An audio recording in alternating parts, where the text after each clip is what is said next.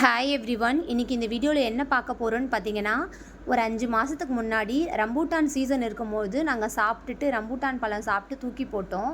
அந்த விதைங்கள்லாம் வந்து செடியாக வளர்ந்துருந்ததுங்க. சரி, அதை தொட்டியில் வச்சுருந்தோம்.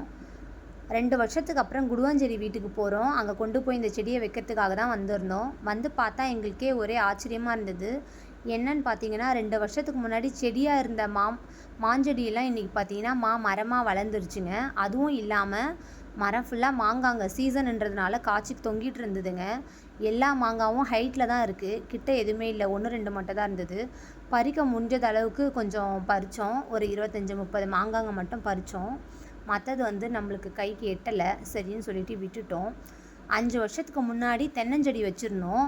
ஒரு 3 செடி வச்சுருந்தோம். என்னடா இது தென்னங்காயே வளரல அப்படின்னு சொல்லி பார்த்துட்டு இருந்தோம்.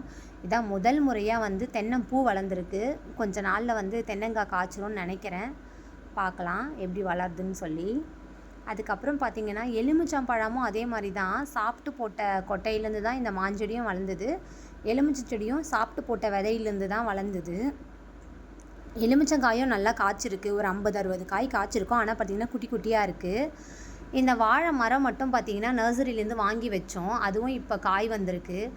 அந்த நர்சரியில் வந்து நல்லா ஏமாற்றிட்டான். செவ்வாழைன்னு சொல்லி கொடுத்தான் 2 வருஷத்துக்கு முன்னாடி. பார்த்திங்கன்னா ஏதோ ஒரு வாழைக்காய் வளருது, ஏதோ ஒன்று வளரட்டும் அப்படின்னு சொல்லி விட்டுட்டோம். இங்கே பாருங்கள், சண்டை சேவல். இதெல்லாம் டெனண்ட் வந்து சண்டை சேவல் வளர்க்குறாங்க. சண்டைக்கெலாம் விடுவேன் அப்படின்னு சொன்னாங்க. என்றைக்காவது ஒரு நாள் போய் பார்க்க சான்ஸ் கிடச்சிதுன்னா நான் உங்களுக்கு அதை வீடியோ எடுத்து போடுறேன். பார்த்திங்களா, குட்டி குட்டி எலுமிச்சக்காய் காய்ச்சிட்ருக்கு. சரி, ஓகே, செடி வைப்போம் அப்படின்னு சொல்லி பார்த்தா இடம் ஃபுல்லாக அப்படியே காஞ்சு போயிருந்தது. தண்ணி ஊற்றி குழி தோண்டிகிட்டு இருந்தோம். குழி தோண்டி அந்த ரம்பூட்டான் செடியை வந்து வச்சிட்டோம். ரம்பூட்டான் பழம் வந்தால் தான் என்னால் அதுலேருந்து நம்ப முடியும் அது நிஜமானே எங்கே இந்த மாதிரி ஏரியாக்கெலாம் கூட ரம்பூட்டான் வளருமான்னு சொல்லி. பார்க்கலாம். இந்த வீடியோ உங்களுக்கு பிடிச்சிருந்தா லைக் பண்ணுங்கள், ஷேர் பண்ணுங்கள். மறக்காமல் ரித்து சிஸ்டர்ஸ் சேனலை வந்து சப்ஸ்கிரைப் பண்ணுங்கள். பாய்.